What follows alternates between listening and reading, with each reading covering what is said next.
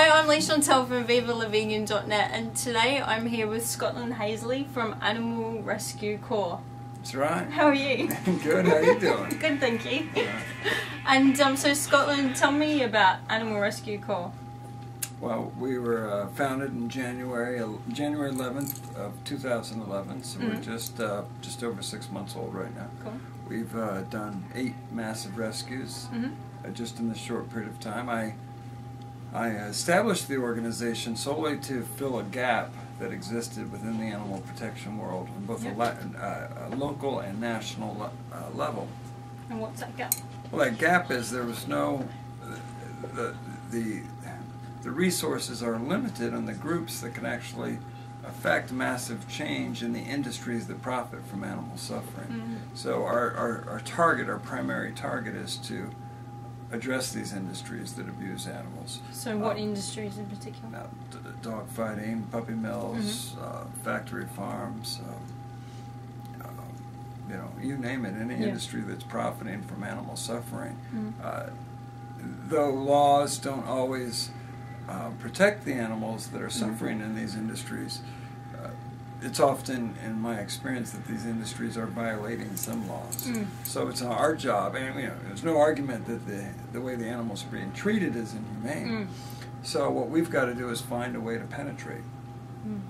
Whether that's utilizing existing animal protection laws, or breeding laws, boarding laws, tax evasion, EPA violations, OSHA violations, whatever they are, we're going to find them. Whatever you can use, hey? Absolutely. And we get in and we work with local law enforcement. We build these cases ourselves. And how do you work with the local law enforcement? Well, we'll get a tip. Like, give us an example. Sure. Yeah. We'll give you a tip on our example of the most obvious, which would be puppy mills. We're very strong in shutting down puppy mills. We're very efficient. In fact, I've led 39 puppy mill rescues in my career. So I've probably done more puppy mill rescues than anything else. And you know, average puppy mill is going to have somewhere between 200 and 400 dogs. The largest one I've ever done was 1,000, and which is the largest in American history, from what I understand. But we'll get a tip from an informant, whether it be somebody who went to purchase an animal and was, you know, surprised and disgusted by what they saw. Or somebody who's been working in there for a while who wanted to help animals and didn't realize how low standards are in these puppy mills. Anyway, they'll contact us, we'll gather the information, we'll identify if we have a way to get one of our investigators in. If we do, great, easy, we go in, put cameras on them, they get the footage we need.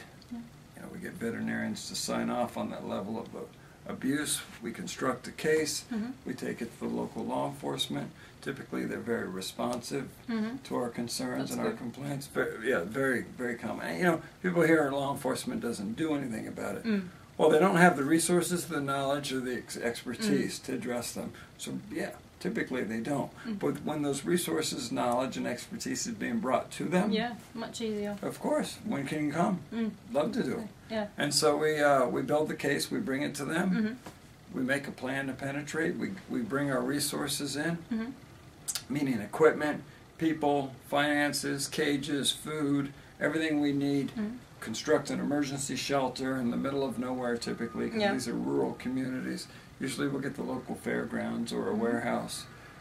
Work with the police department, the sheriff's department, or the district attorney's office. Set a time, meet, go in, serve the search and seizure warrant, remove all the animals.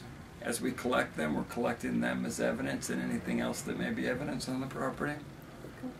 Bring them to our emergency shelter where vet teams and our volunteers work around the clock to save these lives, and then ultimately start the rehabilitation process.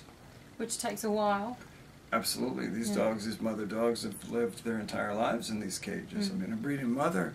How long are the dogs bred for? Well, until they're no good to them, then they discard them, and they typically discard them cheapest means possible. I mean, you know, either they'll shoot them on scene, because typically that's not a violation of the law. In other cases, they'll bury them alive to save money. That's horrible. But the you know, these mothers, they've been in these cages their entire lives. They've never been to the vet, they've never been to the groomer, never had a dental, never had their nails trimmed, certainly never have known kindness. And, you know, to be that first point of contact to offer them compassion, it's the most rewarding. While it's very hard to see emotionally, to be that one to make them that promise is incredible.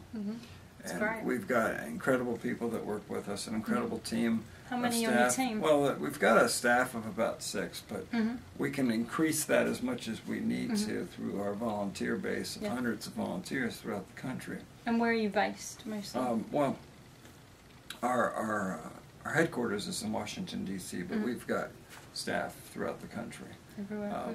Staff throughout the country, volunteers throughout the country, and beyond. We've got state liaisons in probably about, I don't know, 10 states or so right now. We're looking to build on that.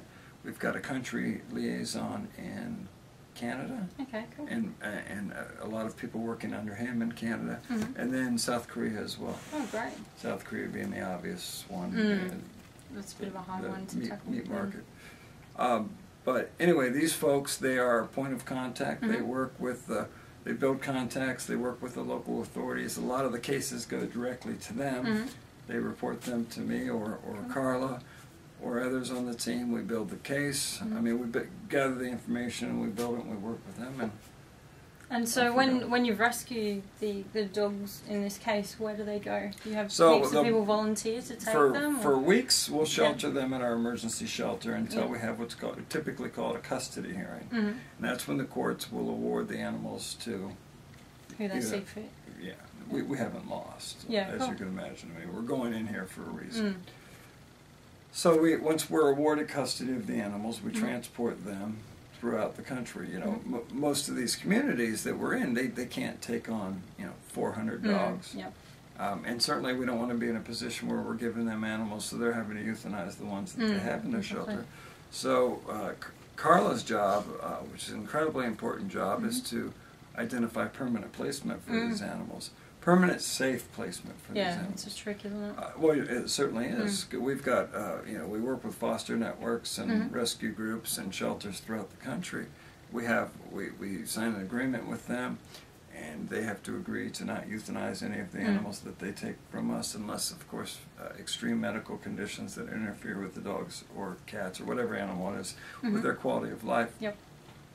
And if they do, then they have to contact us and give us the opportunity to relocate. Which that's great. Yeah, so I think partners respect that a great deal. They want to see these strict policies. It makes them see that we are a very serious organization, and it works. It's very effective.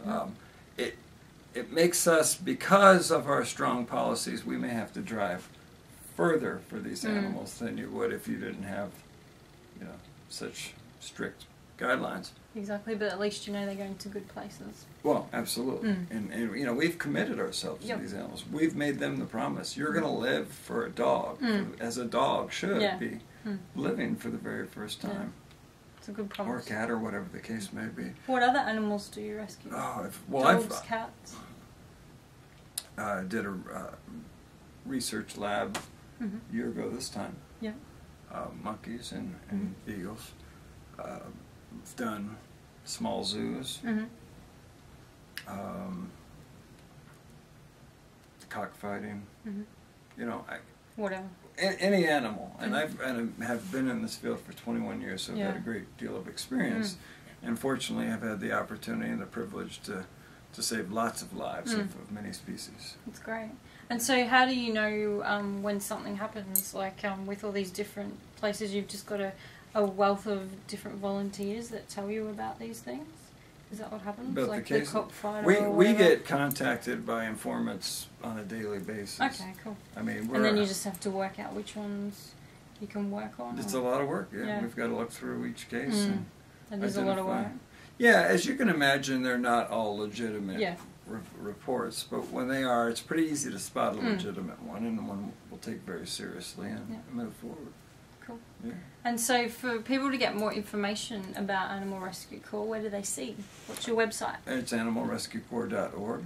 .org. And we're on the Facebook as well. Okay. Animal Rescue Corps. Mm-hmm.